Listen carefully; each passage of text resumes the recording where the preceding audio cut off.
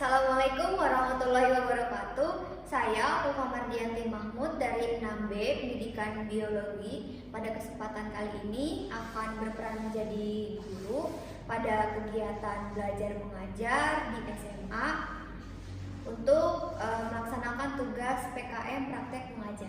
Selamat menyaksikan. Assalamualaikum warahmatullahi wabarakatuh. Waalaikumsalam warahmatullahi wabarakatuh.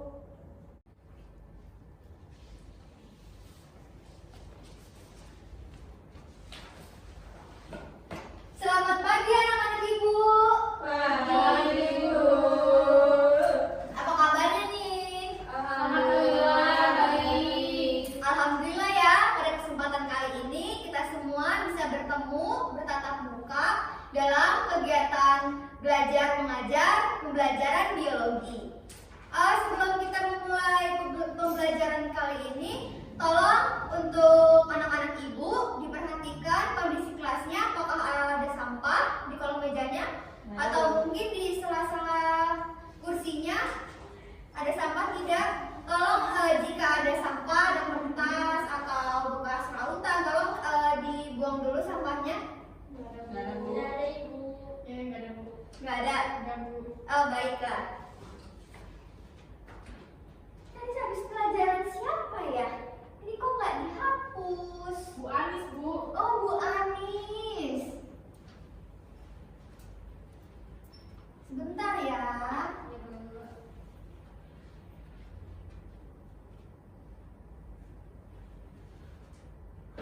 Baik, kalau begitu sekarang Ibu absen dulu ya.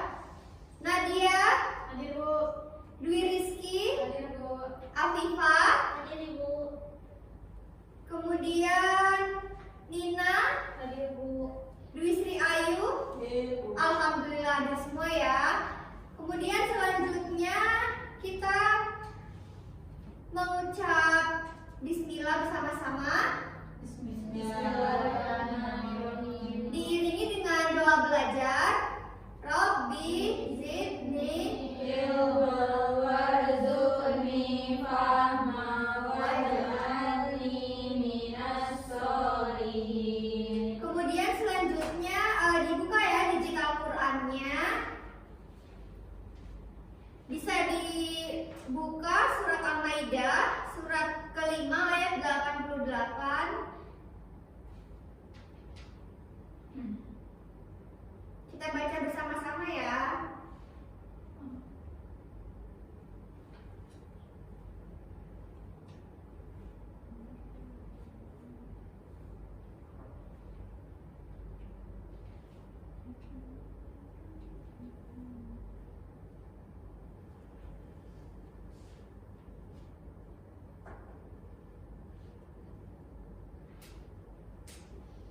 Sudah? Sudah Bu. Mari baca bersama-sama.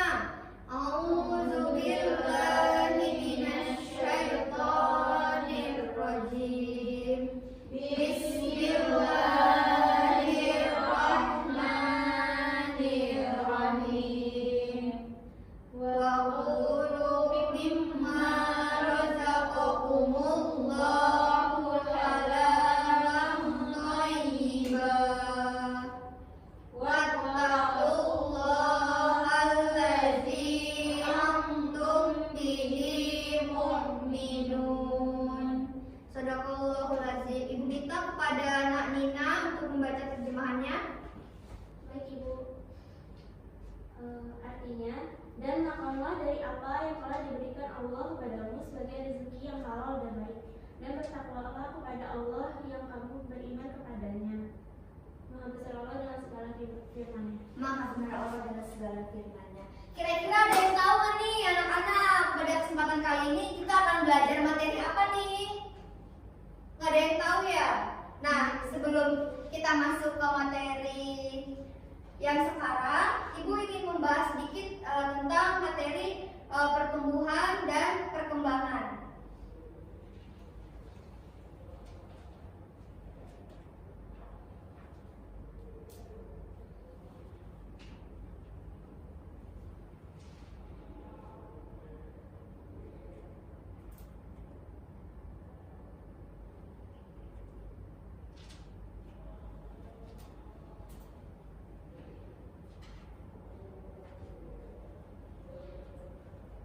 ya jadi pada kesempatan kali ini itu kita akan mempelajari materi tentang metabolisme sel. Nah, capaian apa saja sih yang harus dicapai oleh siswa pada pembelajaran kali ini?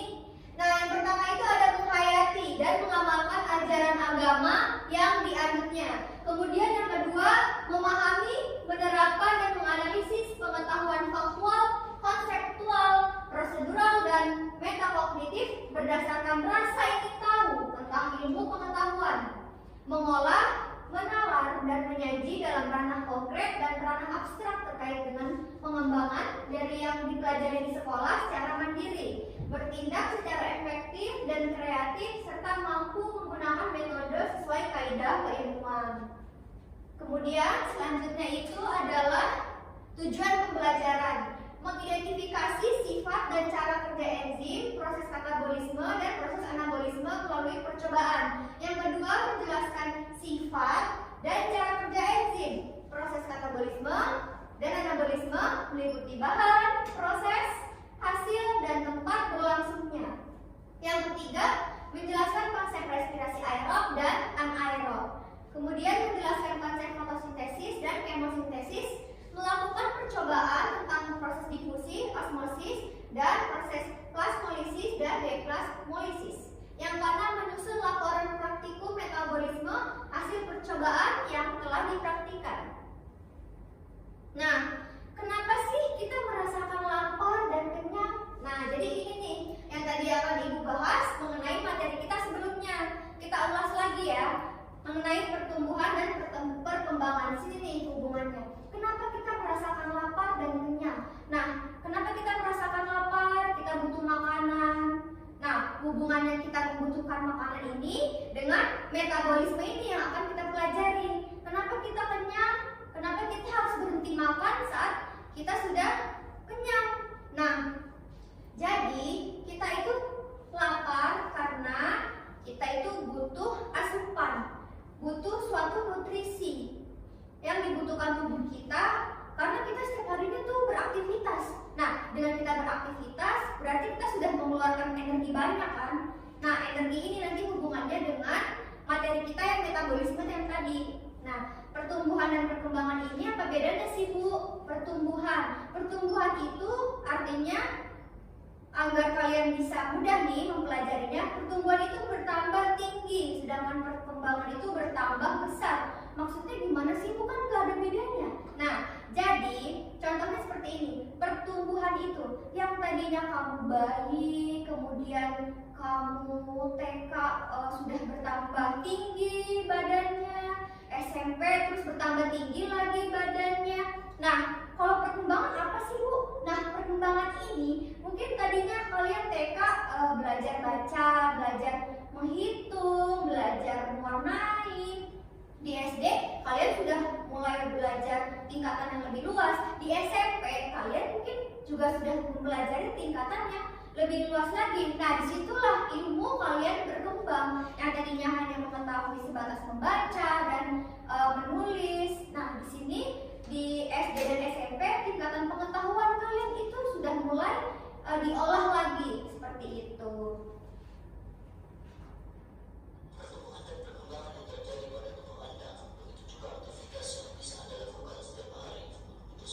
Mohon disimak baik-baik ya anak-anak.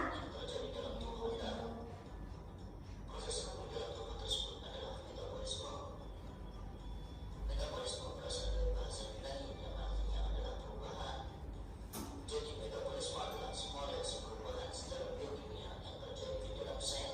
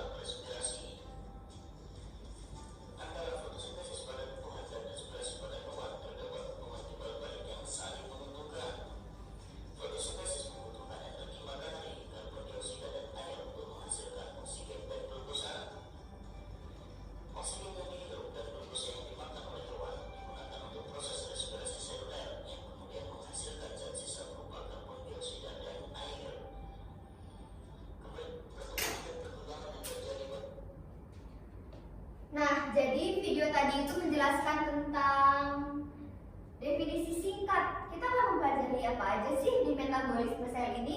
Nah, ini pokok pembahasan materi kita pada kali ini. Yang pertama ada metabolisme, enzim, katabolisme, anabolisme, kesimpulan, dan kuis. Ayo siap-siap nih yang semalam nggak belajar.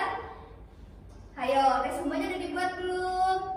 Jangan lupa ya, nanti dikumpulin. Nah, pengertian metabolisme. Metabolisme merupakan rangkaian reaksi kimia yang diawali oleh substrat dan diakhiri dengan produk akhir yang terjadi dalam sel. Reaksi tersebut meliputi reaksi penyusunan energi atau anabolisme dan reaksi penggunaan energi atau katabolisme. Dalam reaksi biokimia terjadi perubahan energi dari satu bentuk ke bentuk yang lain. Misalnya, energi kimia dalam bentuk senyawa adenosin trifosfat atau ATP diubah menjadi energi gerak untuk melakukan suatu aktivitas seperti bekerja, berlari, berjalan, dan lain-lain.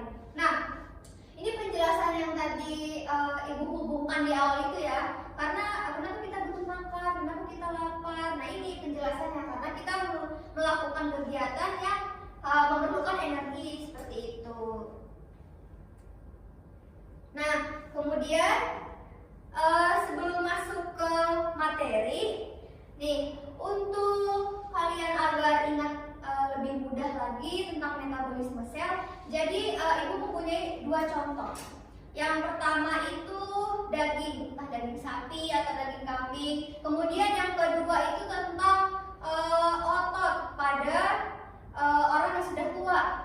Nah, di sini tahukah kamu? Nah, daging ini kenapa sih Bu? Kok kalau misalkan ditaruh di luar terus kok jadi busuk? Kok kalau ditaruh di freezer kok nggak busuk? Nah, jadi di sini itu kan daging ini kan diperoleh dari hewan. Nah, saat hewan ini disembelih untuk diambil dagingnya, otomatis semua organ-organ atau sel-sel yang mengalir di dalam, yang bekerja di dalam tubuh si hewan ini juga ikutan mati.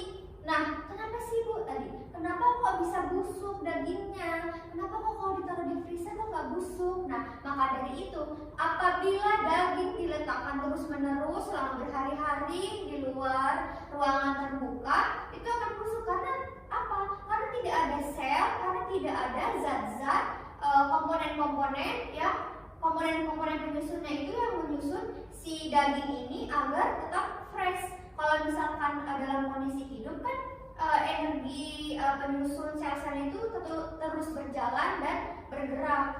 Kemudian contoh lain, kenapa sih Bu kok orang yang udah tua kok keriput gitu kan, kok kulitnya kok udah turun dan gak kencang gitu istilahnya. Nah, itu tuh ada faktornya nih. Nah, di metabolisme ini itu berhubungan. Orang yang sudah tua kenapa sih kok keriput, kok kulitnya nggak kencang? Nah, biasanya itu karena faktor kondisi lemak dan otot-otot yang bekerja dalam tubuh orang tua ini, dalam tubuh orang yang sudah tua ini kebanyakan ototnya itu sudah lelah, kemudian mungkin sudah ada yang tidak bekerja. Nah, itu contoh dari salah satu metabolisme sel yang bekerja di kehidupan sehari-hari. Nah, ini itu bagian singkat, mohon diperhatikan tentang materi apa aja nih yang akan kita pelajari. Anabolisme itu memerlukan energi, terdiri dari fotosintesis dan kemosintesis. Metabolisme, katabolisme, yaitu yang melepaskan energi. Contohnya ada di sini ada respirasi aerob dan respirasi anaerob. Nah, di sini Ibu ingin bertanya, ada yang tahu nggak sih enzim tentang apa nih? Ada gembok, apa nih maksudnya? Itu lock and key bukan Bu? Iya, betul sekali, lock and key. Jadi di pertemuan minggu lalu Ibu sudah menyinggung sedikit ya materi tentang enzim ini, tentang substrat enzim, tentang pengaruh pada enzim, itu ada suhu. Nah, lock and key ini salah satu kunci penting yang harus selalu kalian ingat ketika kalian mengenal kata enzim. Nah, lock and key ini bekerja seperti gembok, ya. Jadi di sini menurut teori lock plus key, cara kerja enzim mirip bersamaan dengan mekanisme kerja kunci dan gembok. Enzim ini ibaratkan sebagai kunci yang mempunyai segi aktif, namun substratnya diibaratkan sebagai gembok. Nah, seperti itu anak-anak. Kemudian selanjutnya ada katabolisme. Katabolisme ini adalah proses penguraian atau pemecahan senyawa organik yang kompleks menjadi senyawa yang lebih sederhana. Dalam proses katabolisme terjadi pelepasan energi sebagai hasil pemecahan senyawa-senyawa organik kompleks tersebut. Nah, kemudian katabolisme ini dibagi menjadi respirasi aerob, respirasi anaerob, kemudian katabolisme protein dan lemak. Baik, di sini nih ada jalur tahapan glikolisis. Nah, Ibu persilakan kepada Nak Afifah untuk menjelaskan jalur tahapan ini. Baik, Ibu izin menjawab ya Ibu. Jadi glikolisis itu merupakan reaksi yang terjadi di sitosol pada hampir semua sel. Pada tahap ini itu akan terjadi perubahan senyawa glukosa, yaitu yang mempunyai 6 atom C, dan menjadi 2 senyawa asam pirufat dengan 3 atom C. Lalu ditambah dengan ada NADH dan ATP yang terbentuk bersamaan dengan asam pirufat tersebut, Ibu. Ya, baik. Sudah jelas sekali ya penjelasan dari Afifah. Nah, jadi intinya itu dalam tahapan glikolisis ini yang pertama ada 2 molekul ATP. Kemudian yang kedua itu ada gliseraldehid 3 fosfat. Kemudian, nah di sini ini nanti gliseraldehidnya ini ada dihasilkan 4 molekul ATP. Nah, 2 molekul NADH. Nah, tetapi pada glikolisis ini dihasilkan energinya dalam bentuk ATP sebanyak 4. Namun karena 2 ATP-nya ini digunakan pas di awal tadi, di awal glikolisis, maka hasil energinya ini menjadi 2 ATP seperti itu. Di sini ya nih hasil energinya ada asam pirufat, kemudian 2 ATP. Bisa dilihat di atas dia sudah digunakan 2 ATP. Di situ ada glukosa 6 fosfat, kemudian fruktosanya. Nah, di situ tadi kan di awal digunain 2 ATP. Kemudian hasilnya menjadi 2 ATP. Jadi total itu sebenarnya digunakan 4 ATP. Kemudian di sini ada siklus Krebs. Ibu minta kepada Nak Nina untuk menjelaskan. Baik ya Bu, saya izin jawab ya Bu. Baik. Jadi setahu saya ada 2 molekul asam pirufat. Nah, nanti hasil dari glikolisis itu akan ditransportasikan dari sitoplasma ke dalam mitokondria, di mana tempat terjadinya siklus Krebs.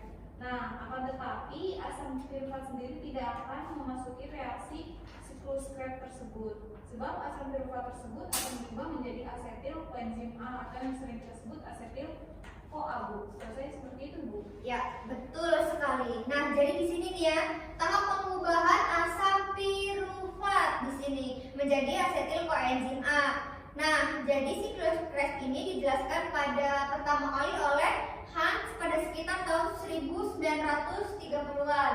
Nah, dalam hal ini asetil CoA ini menghasilkan, perhatikan ya, ini kan tadi glikolisis. Nah, ini glikolisis, kemudian di bawahnya ini siklus Krebs. Nah, di sini ini ada menghasilkan 4 NADH, kemudian 1 GTP dan 1 FADH. Intinya yang harus kalian pelajari itu hasilnya, produknya yang dibuat itu apa, itu harus diingat-ingat ya anak-anak. Nah, kemudian ada transport elektron. Baik, Ibu persilakan kepada Nak Dwi untuk menjelaskan tentang transport elektron. Baik, Ibu izin menjawab. Jadi tahap terakhir dari respirasi seluler aerob adalah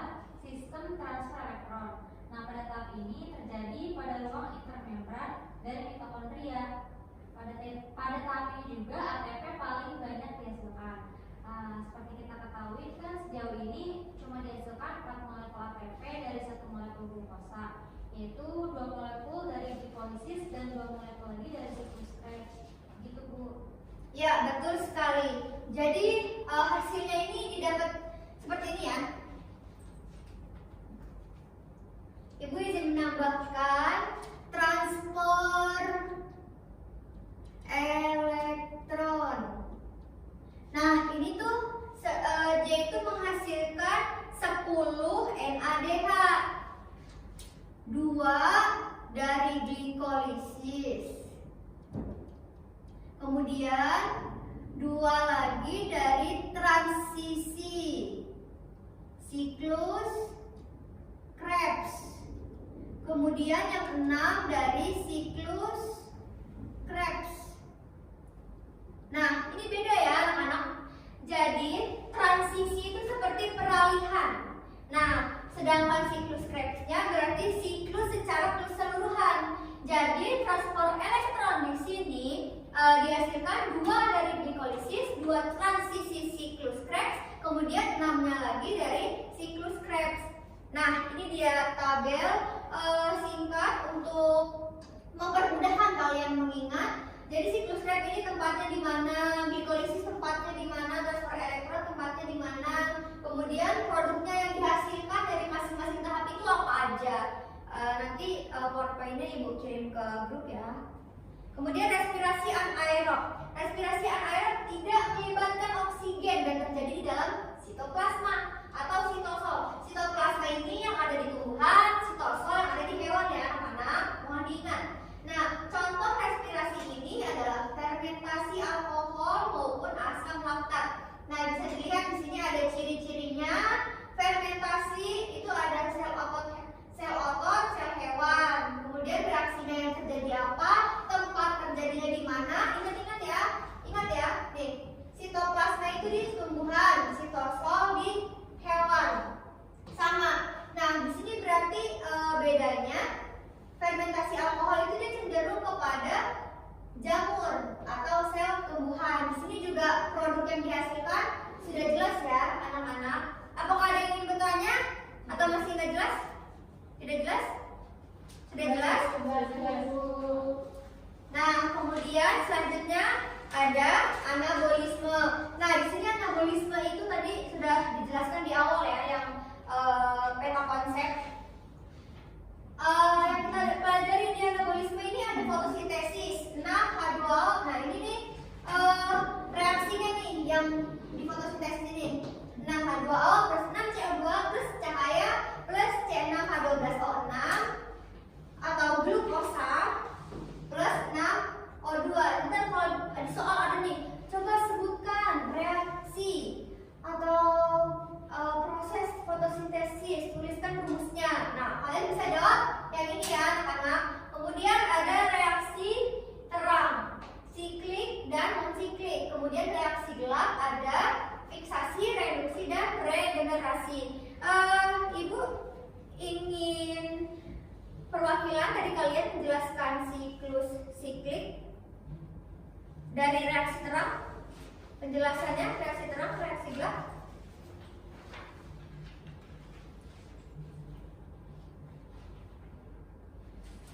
Reaksi terang, siapa yang ingin menjawab? Saya Ibu. Iya, dipersilahkan. Mengenai reaksi terang, jadi proses dari reaksi terang itu adalah pusat fotosintesis. Nah, pusat reaksi yang tersusun atas molekul klorofil yang dikelilingi oleh molekul lain yang mampu menerima elektron. Nah, pusat reaksi terang disebut sebagai fotosistem yang terdiri atas kompleks protein, klorofil, dan pigmen lain yang menyerap cahaya. Seperti itu, Ibu. Ya, betul sekali. Jadi di sini tuh di reaksi terang terdapat 2 pusat reaksi yang bekerja secara teratur. Nah, di sini biasanya itu tumbuhan dan alga. Di sini tumbuhan dan alga itu ada berapa pusat? Tuh? Iya, 2, betul. Nah, fotosistem 1 memiliki penyerapan cahaya 700 nanometer. Nah, jadi di sini elektron ini nanti akan bergerak dari fotosistem 2 ke fotosistem 1. Ketika cahaya matahari mengenai fotosistem 2 akan menyebabkan elektronnya terekspos. Kemudian reaksi gelap. Siapa yang ingin menjelaskan? Saya Ibu. Iya. Alfi, saya menjawab Ibu. Jadi pengetahuan saya reaksi gelap merupakan langkah setelah reaksi terang Ibu. Reaksi ini terjadi di stroma kloroplas. Reaksi terang itu sudah menghasilkan ATP dan NADPH Ibu, sehingga ATP dan NADPH ini digunakan sebagai energi kimia pada stroma tersebut. Ya, betul sekali. Jadi nanti energi ini akan digunakan untuk menghasilkan glukosa ya. Nah, hasil akhir dari reaksi fotosintesis, reaksi gelap ini memerlukan ATP, NADPH, dan CO2. Rangkaian enzim serta kofaktor yang dapat ditemukan pada stroma kloroplas. Reaksi ini dijelaskan pertama kali oleh Melvin Kelvin dan Andrew Benson. Nah, oleh karena itu reaksi ini juga bisa nih disebut dengan siklus Iya, betul sekali. Kemudian selanjutnya ada kemosintesis. Reaksi kemosintesis ini itu ada apa aja sih? Nah, di sini tuh ada reaksi-reaksi kimianya nih. Nah, Nadia, tolong diperhatikan ya, jangan main HP mulu. Aduh, jangan sama pacarnya ya. Oh enggak. Nah, di sini reaksi kemosintesis itu ada bakteri besi tidak berpigmen. Contohnya ada Cladotrix dan Begiatoa. Nah, rumusnya 2H2S plus CO2 menghasilkan CH2O plus H2O plus 2S. Kemudian ada bakteri oksidasi besi. Contohnya Thiobacillus ferocidas. Nah, kemudian ada bakteri nitrifikasi. Udah nggak asing lagi sih ini bakteri ini.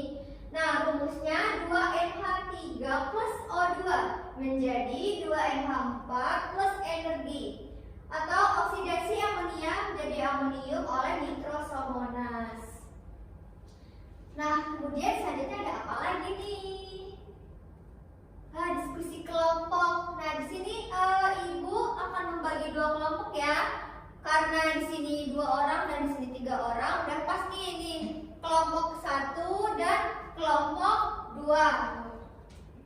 Di sini kelompok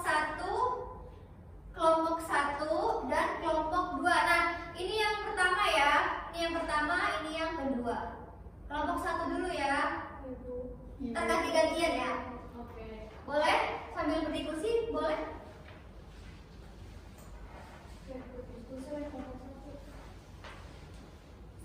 Boleh kelompok 1, kelompok 2. Ganti-gantian ya bacanya. Boleh dicatat dulu mungkin di buku. Ini permasalahan daripada kasus yang terjadi pada seseorang. Ibu Anis main HP tuh Bu. Anis, jangan main HP dong. Ayo diskusi, gunakan HP-nya sebaik mungkin ya. Anis lagi searching Bu. Iya, searching bagus. Boleh, kalau searching boleh.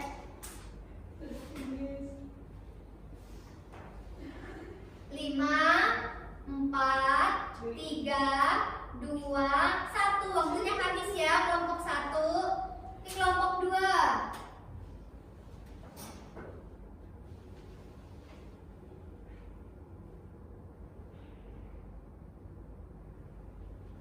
Sudah bisa dipahami soalnya. Ibu berikan waktu 2 menit aja deh. Gak usah lama-lama ya. 2 menit aja ya. Waduh, 5 menit boleh deh. 5 menit ya. Baik, 5 menit dari sekarang ya.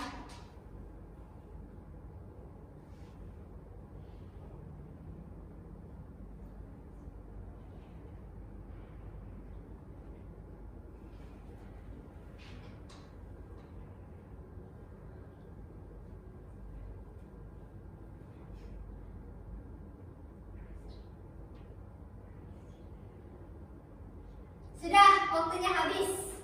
Silahkan kelompok 1. Ibu tampilkan dulu slide-nya ya.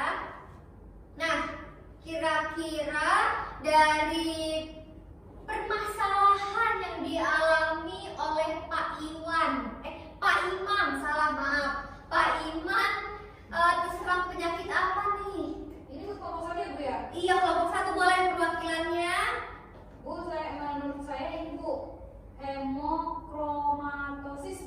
kira-kira? Oke, kita kunci dulu jawabannya ya. Kita baca. Pak Imam dibawa ke rumah sakit karena mengalami keluhan warna kulitnya menjadi keabuan. Kemudian Pak Imam mendapati saran dari dokter.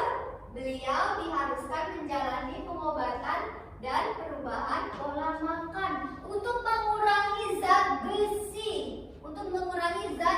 Anak-anak dalam darahnya. Dari hasil permasalahan itu Pak Imam didiagnose terserang penyakit. Ya, betul sekali. Pak Imam terserang penyakit hemochromatosis. Jadi hemochromatosis ini biasanya itu penyakit bawaan. Nah, faktor-faktor yang dialaminya itu seperti pada soal.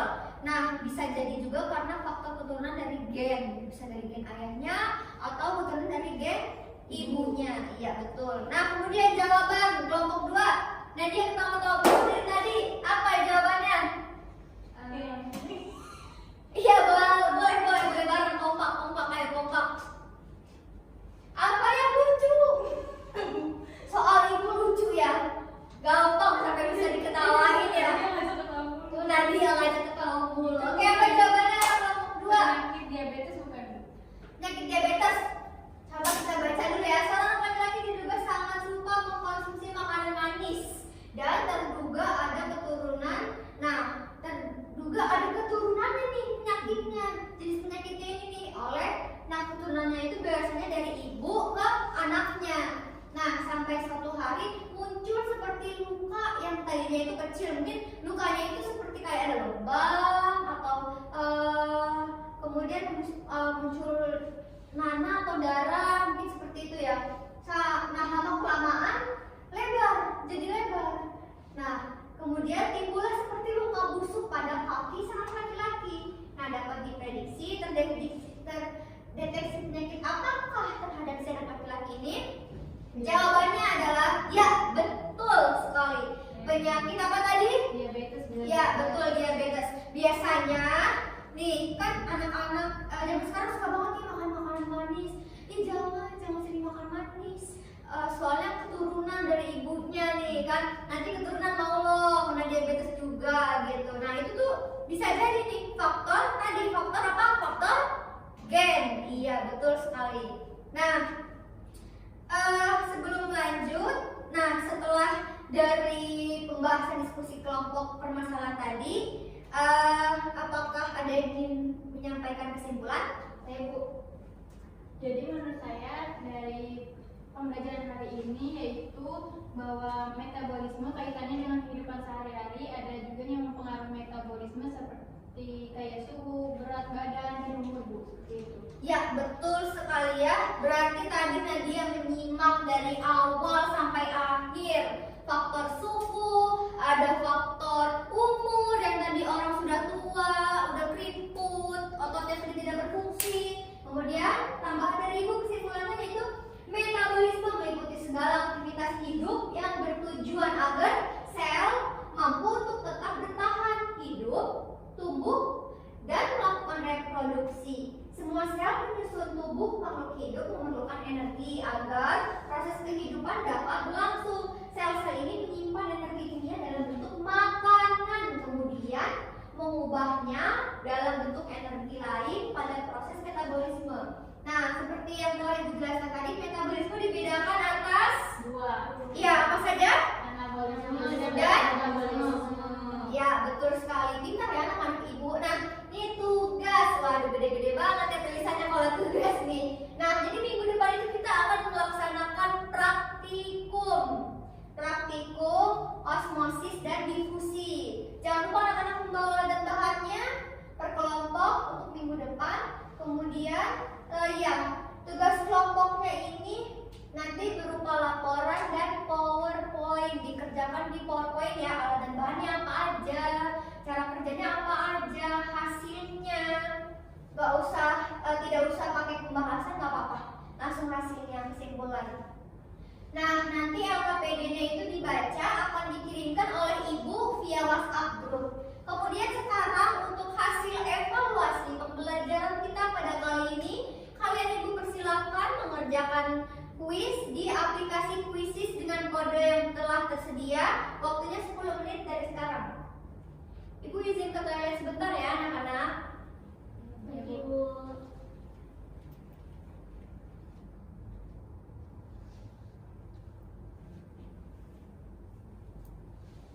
Ya, waktunya sudah habis. Dapat nilai berapa aja nih anak-anak ibu? Bagus-bagus nggak nilainya? 90, Bu. Waduh, pintar Nadia ya. 90 Nadia. Alhamdulillah telah selesai. Sebelum ibu tutup, apakah ada yang bertanya? Saya ibu izin bertanya. Oh iya, dipersilakan kepada Nafifah.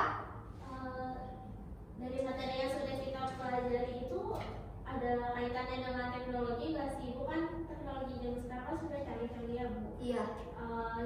Misalkan tadi kan ada contoh soal yang tentang makanan, Ibu. Apakah Iya. ada kaitannya dengan diet atau kan lagi marak sedot lemak itu, Ibu? Bagaimana Ibu? Apakah ada? Tentu ada. Yang pertama itu ada makanan berkadar gula rendah nih. Jadi buat anak-anak ibu yang suka jajan, kalau misalkan beli ciki, beli minuman yang manis-manis, itu ada di komposisinya. Nah, itu termasuk dalam teknologi untuk mengetahui komposisi atau kandungan-kandungan yang terdapat di jajanan kalian. Kemudian yang kedua itu ada teknologi pengawet makanan. Udah gak asing lagi sih ya. Sekarang ini banyak makanan instan kayak misalkan nugget, sosis, udah mateng tinggal digoreng buat makan. Nah, itu kan sebenarnya tuh masuk ke dalam pengawet ya, banyak bahan kimianya.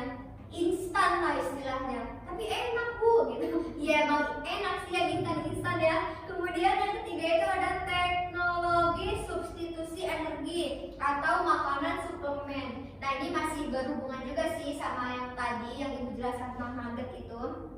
Baik, apakah ada yang ingin bertanya lagi? Tidak, Bu. Cukup tidak cukup?